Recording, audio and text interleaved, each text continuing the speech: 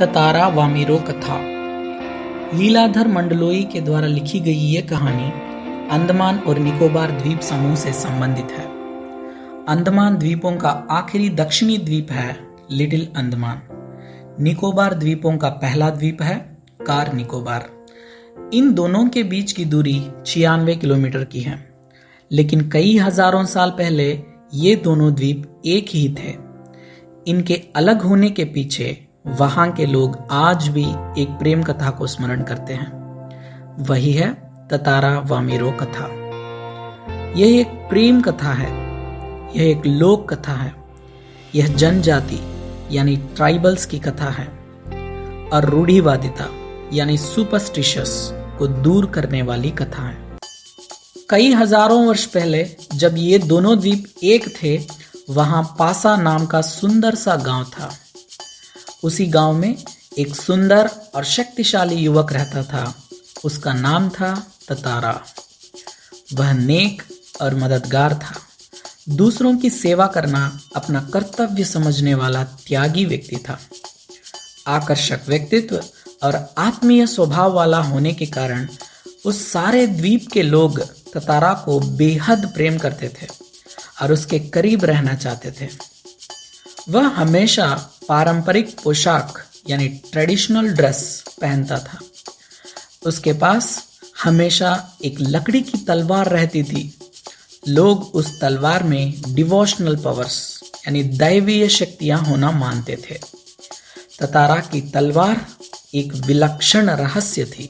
एक शाम ततारा अपनी थकान दूर करने के लिए समुद्र के किनारे बैठकर सूरज की किरणों को निहारता था। तभी उसे एक मधुर गीत सुनाई दी। उसे सुनकर वह मोहित हो गया और उस आवाज की ओर बढ़ने लगा। उसने वहां एक युवती को देखा जो समुद्र को देखती हुई गीत गा रही थी।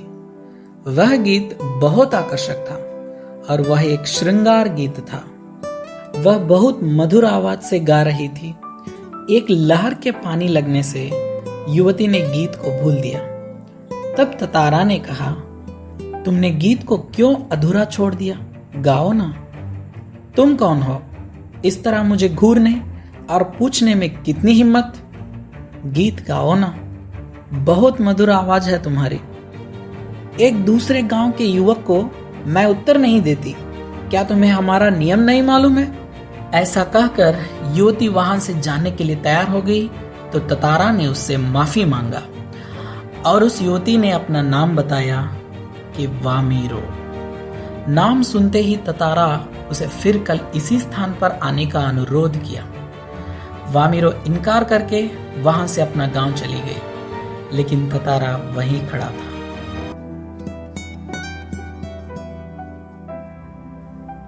घर जाकर वामिरो सिर्फ ततारा के बारे में ही सोच रही थी, क्योंकि ततारा वैसा ही था जैसा उसने अपने जीवन साथी यानी लाइफ पार्टनर के बारे में सोच रखी थी।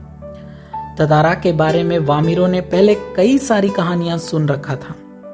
उसकी कल्पना में ततारा एक अद्भुत साहसी युवक था, लेकिन ततारा को प्यार करना उनकी परंपरा के विरुद्ध था। उनके गांव में एक रीति थी कि कोई लड़का या लड़की दूसरे गांव के लड़का या लड़की से विवाह नहीं कर सकते। वामिरो तो लपाती गांव की थी और ततारा पासा गांव का। इनका संबंध परंपरा के विरुद्ध था, इसलिए वामिरो उसे भूल जाना चाहती थी। इधर ततारा दूसरे दिन वामिरो की इंतजार में उसी चट्टान के पास पहुंच गया। उसका मन वामिरो के लिए बेचैन था। एक एक पल एक एक पहाड़ जैसा था उसे। वामिरो आने की आशा नहीं थी ततारा को, लेकिन यह क्या, नारियल के पेड़ों के पीछे खड़ी थी वामिरो। ततारा के खुशी का ठिकाना ना रहा। ऐसा ही हर दिन वे दोनों उसी चट्टान के पास मिलने लगे। लपाती गांव के कुछ युवकों ने उन्हें देख लिया और गांव के सारे लोगों को बता दिया। पहले लोगों ने ततारा और वामिरो को समझाने का प्रयास किया, लेकिन दोनों ने नहीं माना। उनके बारे में अफवाहें यानी रूमर्स फैलने लगी।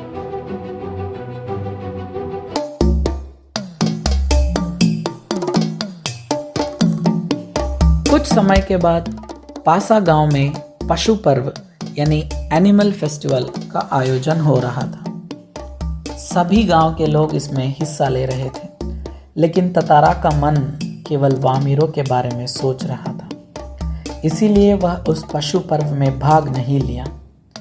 इतने में वामिरो वहां पहुंची। वह बहुत रो रही थी। पीछे ही उसकी माँ भी वहां आ गई। उसने ततारा को बहुत अपमान किया और गांव के लोगों ने भी ततारा के विरोध में आवाजें उठाने लगे। ततारा को इतना अपमान कभी नहीं हुआ, इसलिए उसे बहुत गुस्सा आया। उसने अपनी लकड़ी की तलवार को धरती में घोंपकर उसे काटने लगा। तलवार में दैवी शक्तियां होने के कारण धीरे धीरे धरती फटती चली गई। कार निकोबार द्वीप 2 भागों में टूट गया। एक तरफ वामिरो और दूसरी तरफ ततारा था।